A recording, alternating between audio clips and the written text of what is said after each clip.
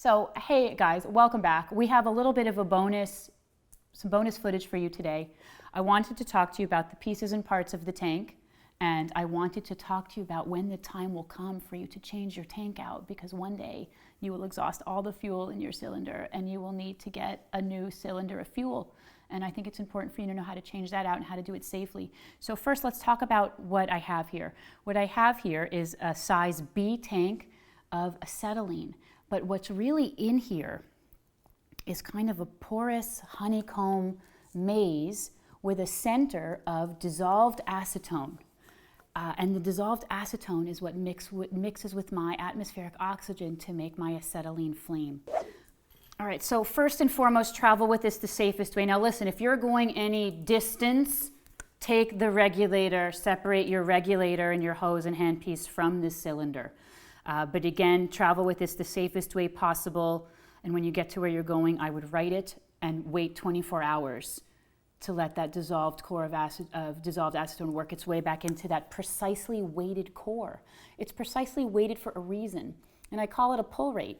When I open my cylinder and I open the handpiece, it's counting on a very precisely weighted core of dissolved acetone to pull from, to mix with my surrounding atmosphere to make my flame. And it's precisely weighted for a reason. So keep that in mind. What I wanted to talk to you about is all the pieces and parts that make up the tank. So this is your key. Sometimes you're lucky you get a twist knob. Most times you get this here. I have my handpiece. I have my torch tips, which are interchangeable. I have 10 feet of hose, and that is so this is never near that.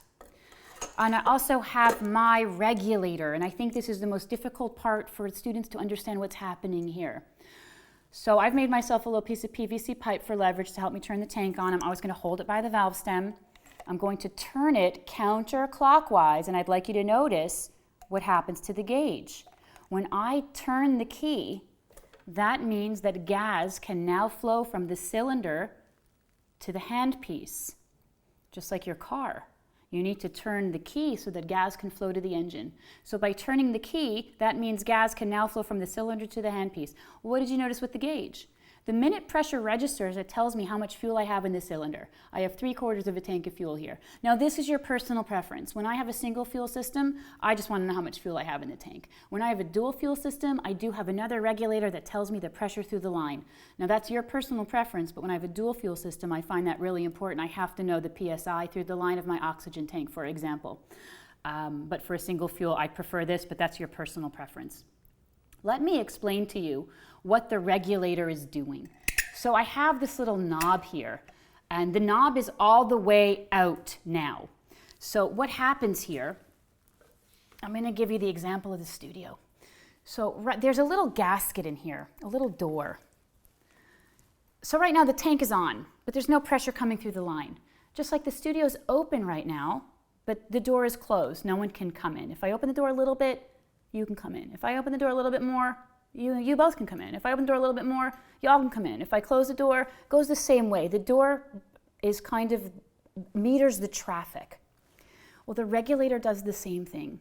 So this knob, and if you look at it, it says increase. So right now the regulator is closed. So no pressure can come through the line. When we open this, you don't really hear anything until I start to, as I screw in the regulator, did you hear the hiss increase? That's because more pressure's coming through the line. So in the inside of this mechanism is a little door or a gasket. And right when the regulator is open, that means that the door is closed and the regulator is all the way out. As I screw in the regulator, it's opening the door, and that's what's increasing or decreasing the pressure through the line. All right, so I hope that starts to make sense of what the regulator does. The regulator regulates the pressure through your line. The regulator is not all the way in or all the way out. You learn by experience too much pressure through the line, and you won't be able to get the torch lit, or it won't stay lit. Not enough pressure through the line, you're not going to get the right mix.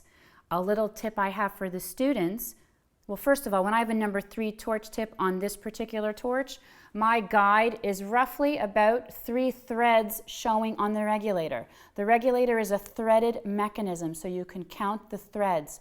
So maybe 3 threads showing for a number 3 torch tip is my starting point. And you can always tinker with this as you need. But too much pressure is not good, and not enough pressure is not good either. So the little tip I give the students is, we'll go ahead and light this up, and I'll have them flick the torch. If the flame goes out, that tells you that there's too much pressure through the line. All right, so I wanted to talk to you about that, about all the pieces and parts of the tank. But then I also wanted to talk to you about tank safety, which is very important. And I wanted to talk to you about, this is your responsibility to manage here.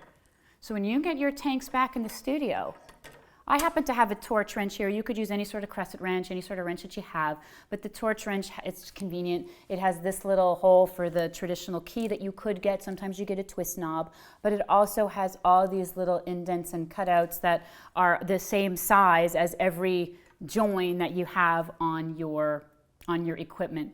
So when you're setting up for the first time, or when the time comes that you need to change out your tank, when you get this back to the studio, you need to assemble all of your joins, and you need to hand tighten them. Don't over tighten them. You don't want to strip any of these mechanisms. And then what you need to do is you need to turn the tank on, and you need to spray with Windex. Nothing with oil or fat in it, nothing that has oil in it. You need to spray with Windex. If the tank starts to bubble from the valve stem, it goes right back to your supplier. If the tank bubbles from the key, it goes back to your supplier.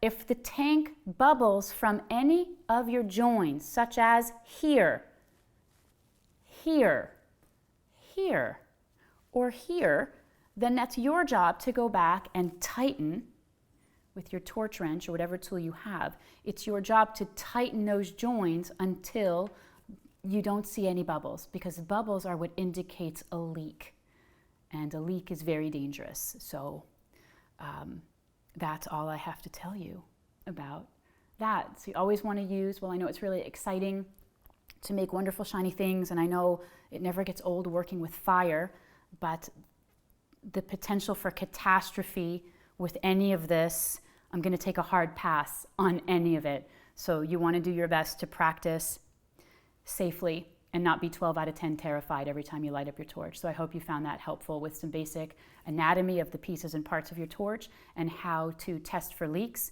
how to work safely in your studio, and how to change out your tank when the time comes. That's it.